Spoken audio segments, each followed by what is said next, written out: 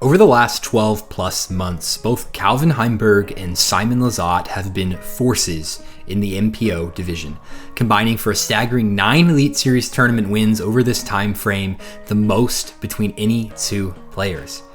Interestingly enough though, both Calvin and Simon are the two most notable names lacking one important thing. That's a major title. Is this a coincidence? Have they been close but unlucky? Do they falter when the pressure is highest, or is either of these top names or someone else on the verge of a breakthrough? My name is Mason, and welcome to The Wind Read. Today, I want to closely examine majors past. I want to look at the notable names that have yet to win a major title and see if the statistics can tell us why and who might be next. Let's get into it. I was inspired to make this video based off of a Statmando statistic I saw recently, and that being which players perform better on major stages than at Elite Series events over the last 2 years. The results are quite interesting. You might even wonder why this statistic matters, and that's a great question. To me, in any sport, players' success should not be measured solely on their consistency, though that should obviously play a part. But it also should take into account how they play when the pressure has been dialed up and the stakes are at their highest and the field is at its most focus. That is the majors. We see across the history of the world of sports, players that are made better by the pressure and those that are crushed beneath it.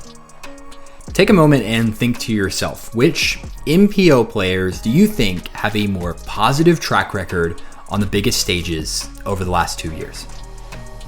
Well, let's get right to the obvious. Paul McBeth is 4th on this list, shooting 9.5 rating points higher at majors than at Elite Series events. We all know McBeth arrives most focused at the majors.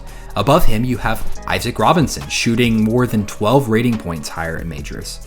In second place, you have Niklas Antila, who I mentioned in the last episode of The Wind Read. And interestingly, in first place, shooting nearly 22 rating points higher at majors is none other than Nate Sexton. That is a significant amount. Other notable names on this list are your 2-time major champion James Conrad. Chris Clemens and Mason Ford made this list, and the most surprising name, to me, was Matt Oram. When I think of players yet to even win an Elite Series tournament, there is no other name more deserving than Matty-Os. He has 13 top 10s on the Pro Tour without a win, and a staggering 18 major top 10s without a win. This man deserves a trophy. And it's not that Matty-Os is a perennial struggler in the final rounds of big tournaments. No, in 2 out of the last 4 majors he's played in, Matty-Os has shot his best round on the final round of the tournament. That said, Matt Oram has yet in recent years to head into a final round with a significant lead. He's usually a slower starter and ramps up as the tournament progresses. Look at his statistics from last year's USDGC, where he shot better round after round after round. I think for Matty-Os to win a tournament, more notably a major, he'll need to get off to a stronger start and sustain that momentum. I will say though, I have this gut feeling that Matt Oram is going to give the field a run for their money this year at the World Championships. The 4 best major finishes in his career have all come at Worlds. Last time Worlds was hosted at Smuggler's Notch, Matty-Os took 5th place, and last year at the Green Mountain Championship, he took home 2nd place. There's nothing in Oram's game that indicates he couldn't get over the hump and take home a win many years in the making. Looking at the FPO division, there are several notable names that have yet to win a major. You have Valerie Mandujano, Missy Gannon, and Kat Murch. Owen Scoggins doesn't have a major title, but she plays incredibly well at the majors, finishing in the top 5 at 60% of the majors she's ever attended. The trouble with predicting a new major winner in FPO is the fact that to win a championship, you need to get through Kristen Tatar, whose recent major performances have been nothing short of historically dominant, winning the last 2 majors she attended by more than 8 strokes. That is a mountain to climb for the FPO division. That said, Kristen has proven herself mortal and capable of falling down the leaderboard, case in point her 6th place finish at Jonesboro last week. And if she struggles enough, there will be opportunities. It could just be Paige or Katrina taking advantage and earning themselves another major title. On more technical, shorter, wooded tracks like those found at Smugs and at Champions Cup, Owen Scoggins has proven herself worthy of a title. On more open courses like the Beast at the European Open, I think we could see a surprise this year where the accurate bombers of the FPO division like Ella Hansen and Holland Hanley and Henna Blomroos and Evelina Salonen might have a chance to shine if their short game can match their distance. Regardless, Kristen Tatar seems like she's on a mission this year to sweep the major titles, but there will be opportunities for some of the incredible disc golfers in the FPO division to author their own destinies. Turning back to MPO, I want to take a look at the two biggest names yet to win a major, both respectively ranked number 1 and number 4 in the world. That is Calvin Heimburg and Simon Lizotte. That statistic I mentioned earlier, players that do better at majors than elite events, well, there's also that statistic in the inverse, and Simon Lizotte over the last 2 years has shot 10 rating points worse at majors than at elite series. In fact, Simon Lizotte hasn't cracked the top 10 of a major since Worlds in 2019. The track record isn't there. But there is, in my opinion, a silver lining here, as Simon has continued to redefine himself and his play style to great success this year and last.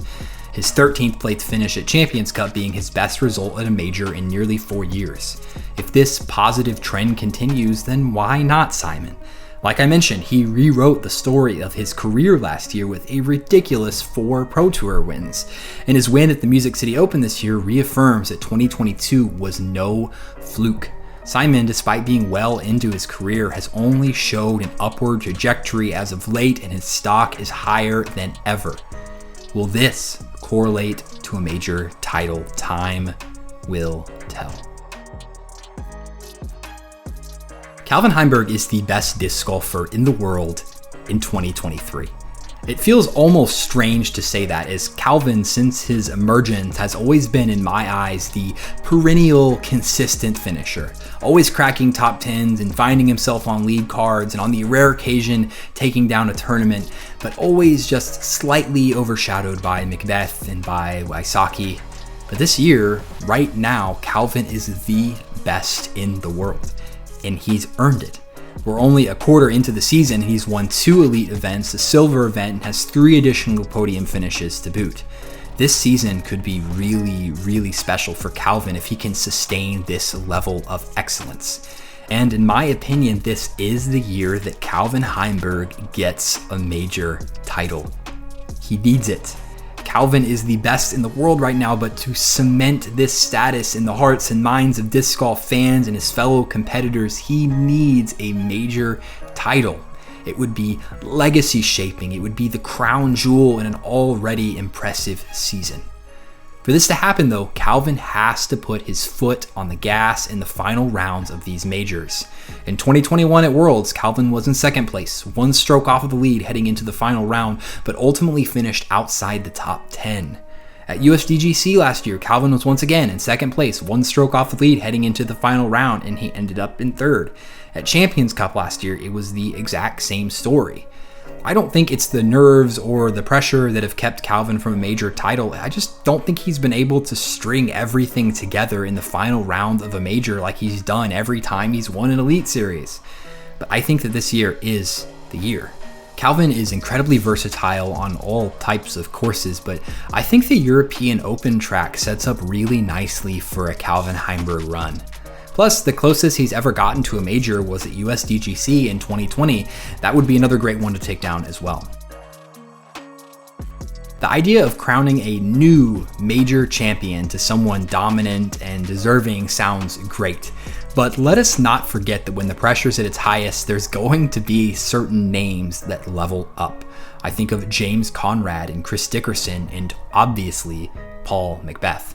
Securing a major is the biggest feat in our sport. It is legacy defining, it is career altering, and I really hope we get to see at least one new major winner in 2023. Of some of the names that I mentioned today, who do you think has the best chance to take down a major title this year, and which tournament do you think it'll be? Let me know in the comments, I'm curious. Thank you so much for joining me here on The Wind Breed. The West Coast swing is about to begin, and I cannot wait to soak it all in on the Disc Golf Network. Thank you so much for joining me, and until the next one.